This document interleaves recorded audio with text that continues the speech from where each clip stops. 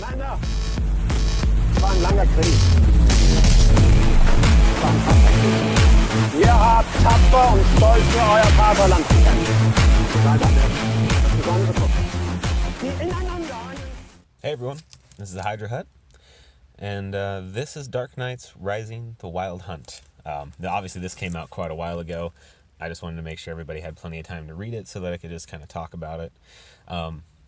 It's got this shiny cover, and I don't know what's going on with this. I'm outside in my car right now, but for whatever reason I got this weird shadow that I'm thinking that's just how the phone's picking up this cover.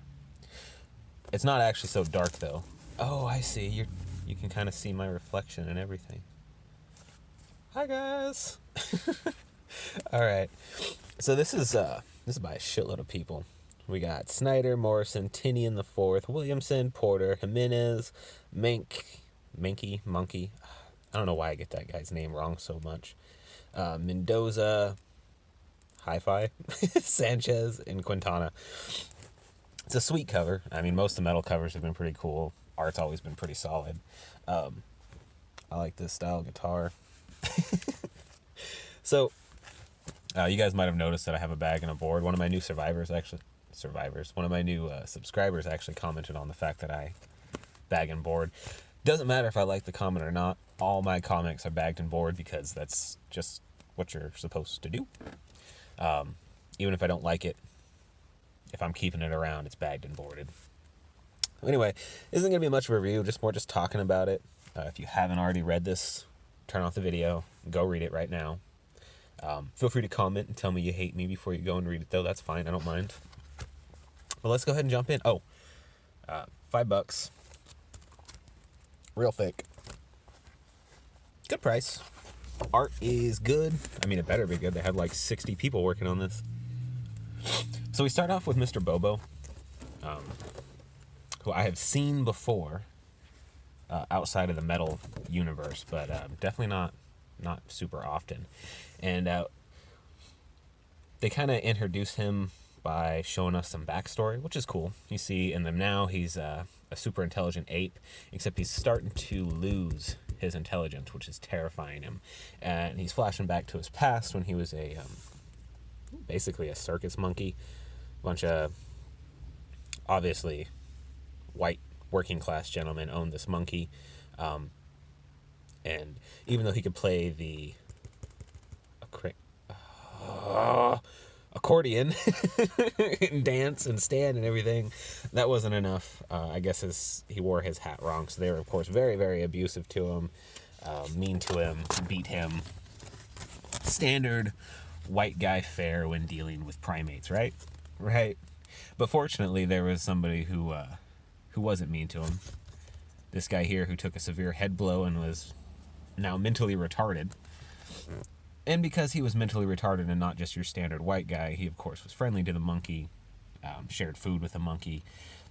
Other white folk didn't enjoy that, so they killed him, because that's the logical thing to do. Fortunately, before he died, he managed to unlock Bobo's cage, giving Bobo the chance to escape. Bobo looted the corpse, because he's an ignorant monkey and he doesn't know any better, and managed to escape, where we see the white rednecks diligently shooting and missing the monkey. He escaped into the swamp. This is his first time basically ever being free from a cage when he wasn't working, so the outside world is very large and scary to him, but he loves it, and there's no way he's ever going back. We get this very, very brief cameo from Swamp Thing as he takes out this crocagator to make sure that Bobo can survive. And then we see Bobo pass out in this very clean-looking pool in the swamp, and he's found by what we think is going to be a wolf named Rex, but it's actually a Disney-style dog. I'm just going to go ahead and read this because it made me giggle.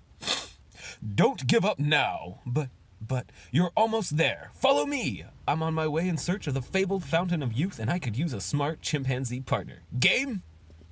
And then we see this really cool, like paradise out in the swamp with all this clean, beautiful water. These waters will heal the wounds you took so courageously, brother. You'll live forever, so they say. And then we get the monkey's monologue. Of course, we didn't really talk.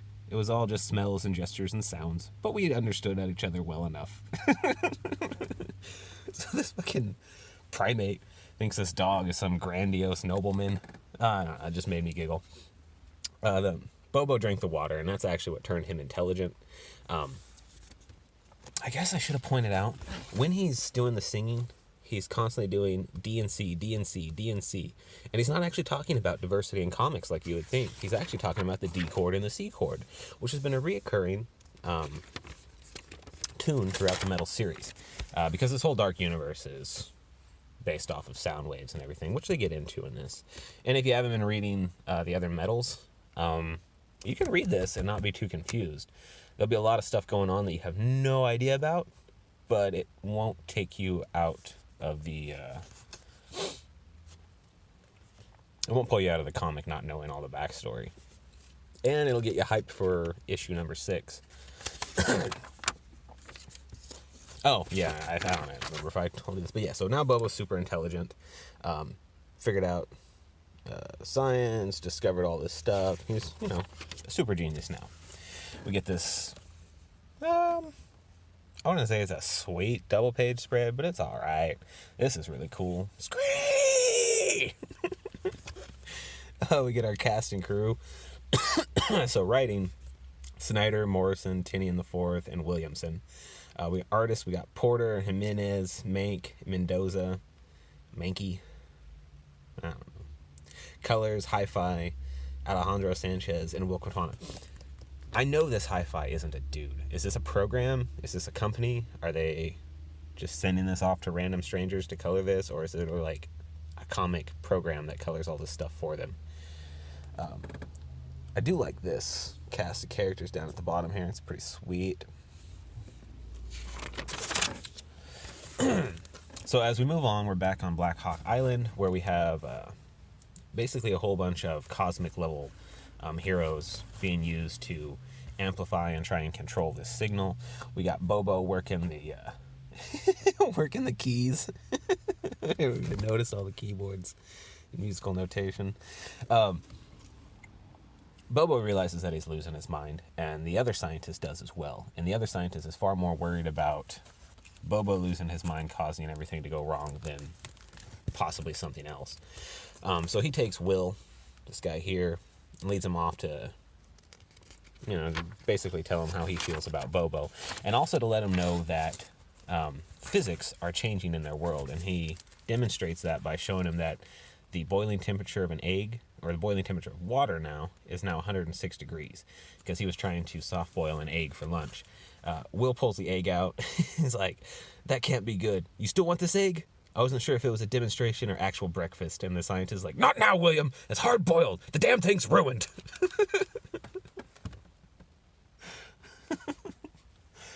Man, I've never agreed so much with some random background story, but hard-boiled eggs are the worst. The only thing you can do with a hard-boiled egg, in my opinion, is pull out all the yolks, smash them up, turn them into deviled eggs, and then they're finally passable as an edible thing again.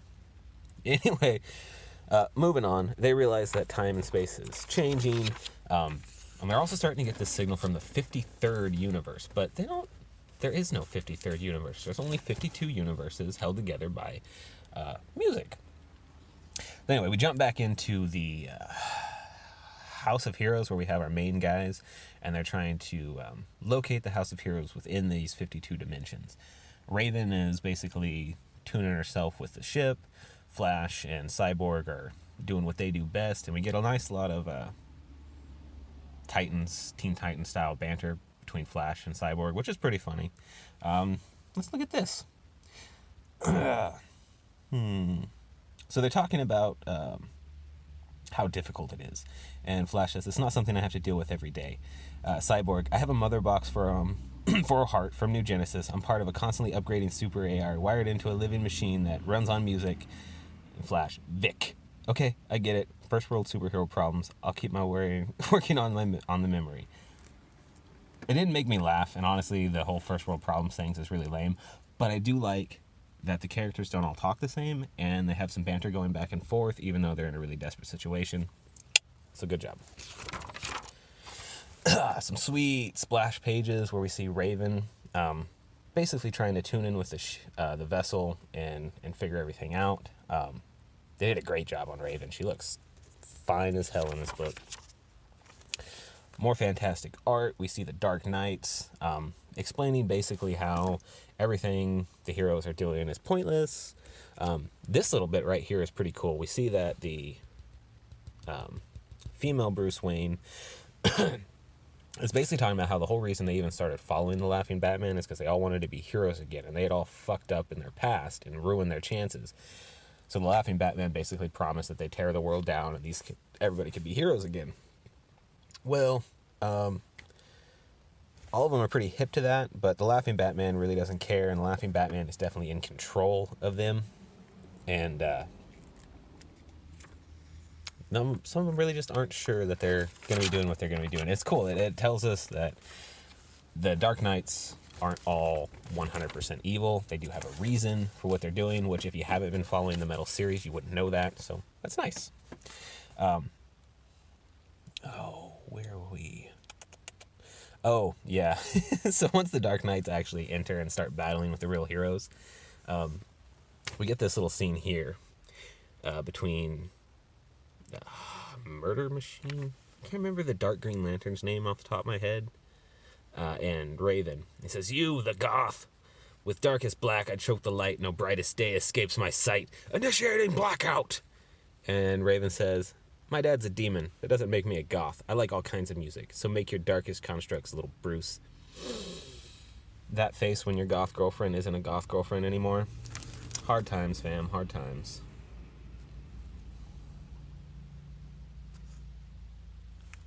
Anyway, pretty awesome fight. We get to see Red Death. We get to see Flash best Murder Machine, which is cool. And then we get to see him actually convert Red Death into a good guy with this awesome costume.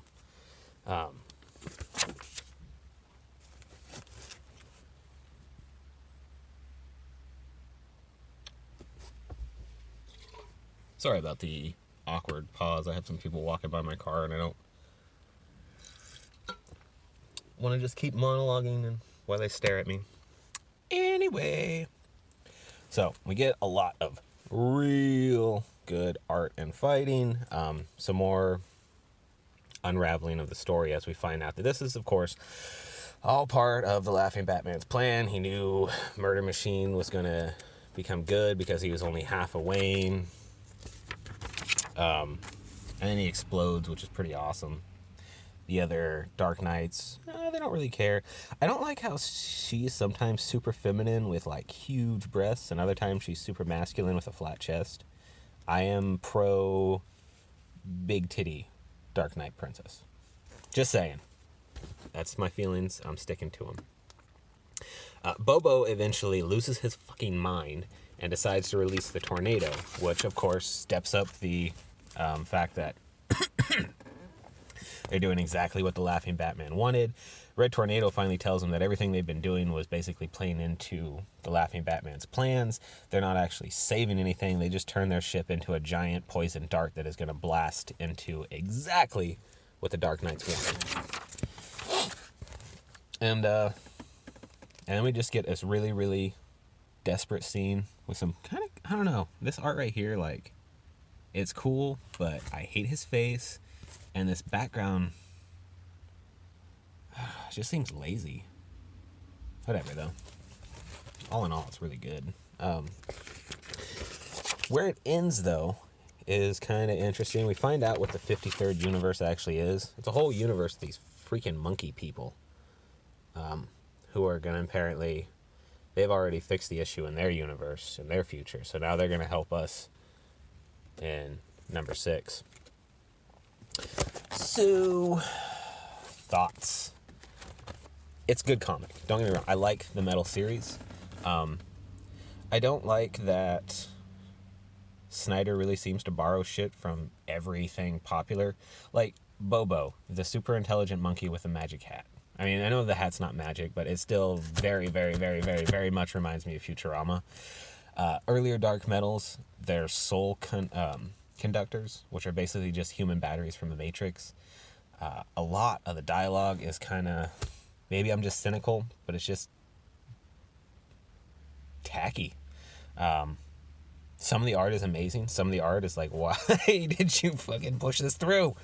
I think 20 years ago, this probably wouldn't have been nearly as big, but because of the current market with comics, anything remotely good looks abso-fucking-lutely fantastic, especially when you jack it up on a bunch of nostalgia tripping and metal. Right now, comics, whether they want to admit it or not, are still mostly being read by people in their like 30s and 40s. Right now, people in their 30s and 40s grew up listening to metal music. You make a metal themed comic, that's a nostalgia trip for all of them, and I think that's one of the main reasons why a lot of us really, really like these. If you're just looking at it as a straight quality point, these are extremely average to above average, but current year, they're pretty amazing, so check them out, everybody. If you haven't already, get to it. Hail Hydra, baby.